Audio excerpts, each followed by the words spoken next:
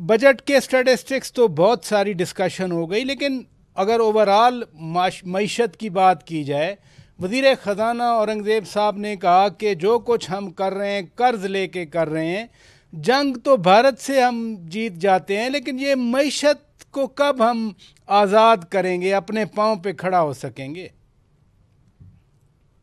बहुत शुक्रिया कराचा साहब। मुझे खुशी है कि आपके साथ प्रोग्राम में कर रहा हूँ।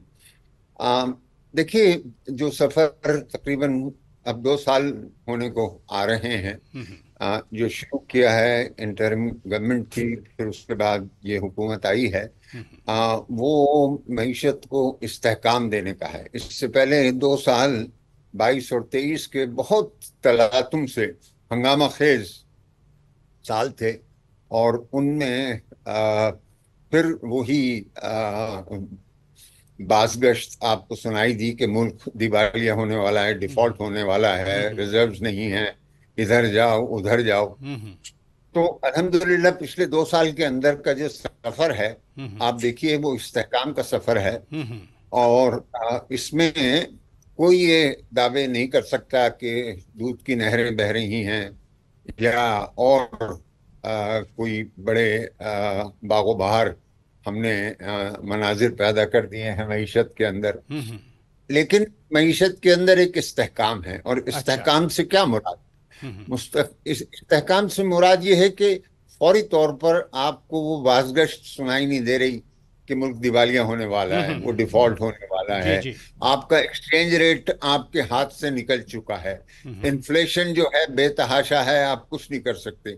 उसकी वजह से इंटरेस्ट रेट जो है वो आसमान पे जा रहा है। इन तमाम चीजों को ये गैर मुस्तहकम मईशत की अलामतें हैं, और इनको आप देख लें कि 2 साल के अंदर आहिस्ता आहिस्ता हम इस मकाम पे पहुंचे हैं कि इन्फ्लेशन भी खत्म हो गया है, इंटरेस्ट रेट आधे हो गए। वो पूरा सफर तय नहीं हुआ, उस पर आगे चल के हम बात कर लेंगे। रिजर्व्स आपके बढ़ रहे हैं, एक्सचेंज रेट में आपके इस्तेहकाम है, स्टॉक मार्केट आपके सामने है। तो ये सब बहुत मुस्बत इशारे हैं। और ये बजट जो है, आपसे गुफ्तगू होगी बजट के मुतालिक, सिर्फ एक जुमला कहना चाहूंगा कि इसी सफर को वो आगे बढ़ा रही है। और ये जो सफर है, ये एक एक छोटा छोटा कदम, कोई छलांगे मारने का नहीं है। तो बजट भी आपको उसी तरफ मजीद आगे बढ़ाने का बाइस होगा, ये मेरी गुजारिश है। ये इनकंसिस्टेंसी क्यों नज़र आई? मतलब हम अपने पर्सपेक्टिव में देख रहे हैं कि अभी बजट प्रपोजल्स हैं, पास भी नहीं हुआ, लेकिन वज़ीर ख़जाना औरंगज़ेब साहब ने तो कह दिया कि जी वो 500 अरब के नए टैक्सेस लगाने लग सकते हैं।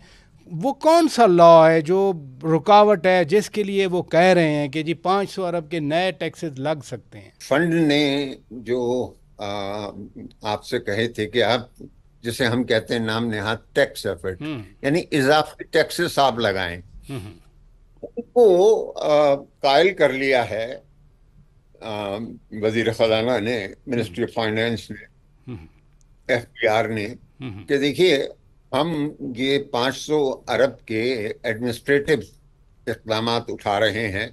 हम अपनी चीज़ों को बहुत मजबूत भी कर रहे हैं, और जहां जहां खला है उन खलाओं को पूरा कर रहे हैं, और हमारे इन इकदामात से इजाफी वसूलियां होंगी। तो वो पता नहीं बात किस अंदाज में कह गए होंगे, लेकिन उनका कहना यही था कि अभी तो हमने उनको मना लिया है इस बात के लिए अच्छा। कि जनाब हम ये एडमिनिस्ट्रेटिव मेजर्स लेंगे 500 अरब के।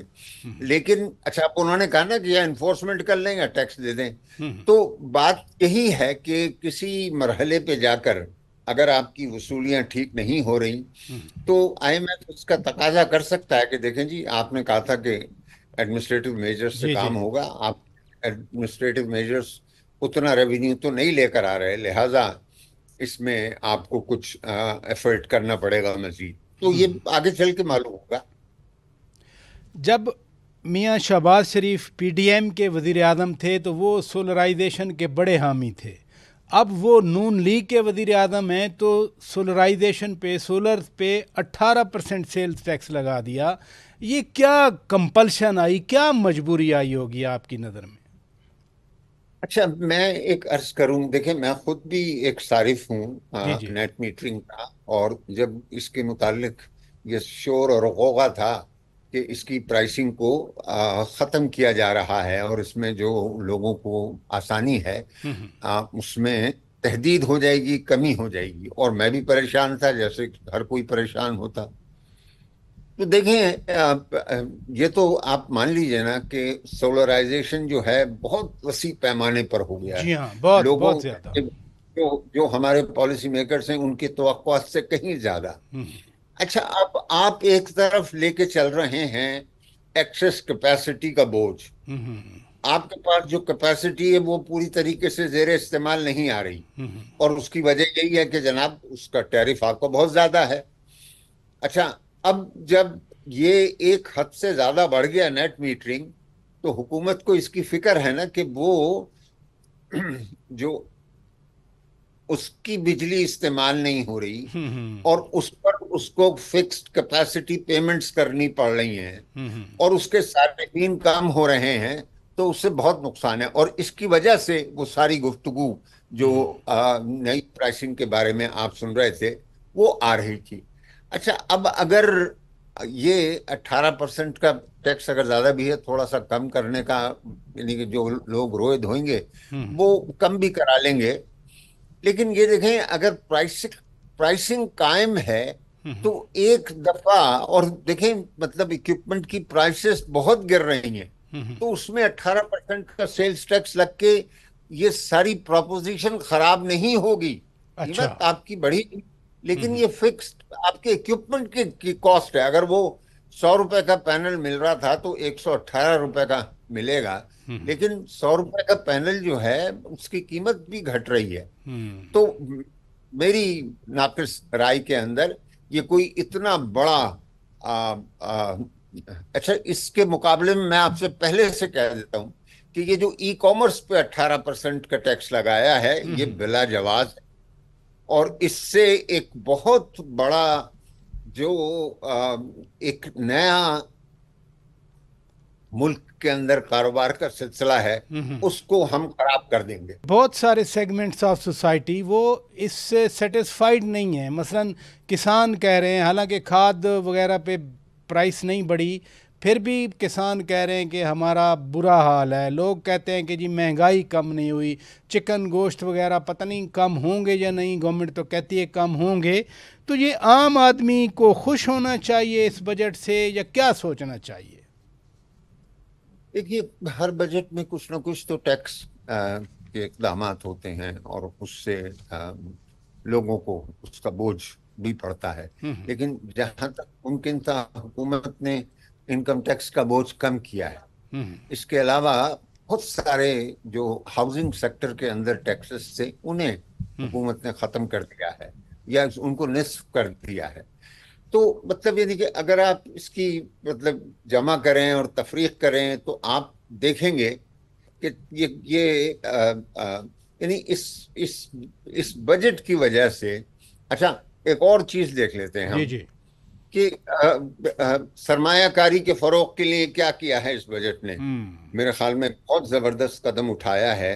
ये जो टैरिफ रैशनलाइजेशन की स्कीम है, मैं भी इतना वसी तर पहले साल के अंदर नहीं सोचता था कि हुकूमत जाएगी। लेकिन बेदरेग उन्होंने जो है ड्यूटीज कम की हैं, हत्ता के खत्म कर दी हैं। बहुत सारी 2000 आइटम्स के ऊपर ड्यूटीज जो हैं वो उन्होंने कम कर दी हैं। अच्छा, और फिर साथ में उन्होंने ये कह दिया कि जनाब ये जैसे एडिशनल कस्टम ड्यूटी की एक बिदअत शुरू की थी सन 15 के अंदर, हम ही मौजूद थे उस वक्त, आईएमएफ की जरूरत थी, वो बस वहां अपनी जगह खड़ी रही। उसको खत्म करने का, रेगुलेटरी ड्यूटी को वो खत्म कर देंगे। और फिर मतलब आहिस्ता आहिस्ता टैरिफ्स को मजीद कम करेंगे। इस वक्त मेरे ख्याल में 12-13% है जी जी। इफेक्टिव टैरिफ, उसे जो है ये लेकर आ जाएंगे 8-7-8 के ऊपर। तो ये एक बड़ा कदम है। आईएमएफ भी इसके पीछे रहा है। और इससे आपका जो काम माल है वो सस्ता होगा, प्रोडक्शन का फायदा होगा, प्रोडक्शन ज्यादा होगी तो रोजगार भी लोगों को मिलेगा। असल बात तो यही है कि रोज़गार लोगों को मिले। बहुत शुक्रिया जनाब डॉक्टर वक़ार मसूद खान साहब। नादरीन,